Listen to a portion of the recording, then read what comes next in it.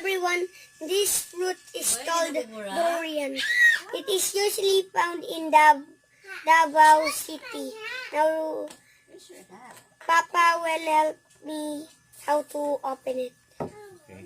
You first find the point where it meets dito, star shape. Then we will cut it.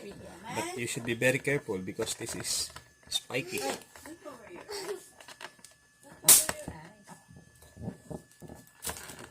Like it?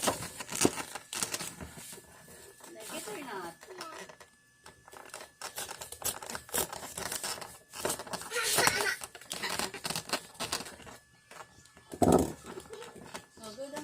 No, my dad, that's it. He needs to be careful to peel it off. Because the durian are the spikiest fruit ever. If you press it hard with your hand, it will be very ouchy. So avoid those spiky parts. But it don't hurt me because I just touched it a little bit. Now, Papa, can you pause? You can taste it actually.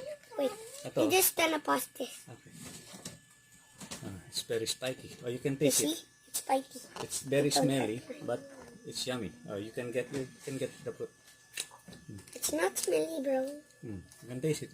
Not smelly. Taste it. What can you say? That is your first time to taste durian. My first time to taste durian. How does it taste? Tastes delicious.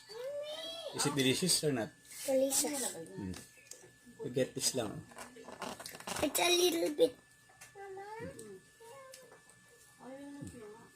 You can eat it directly.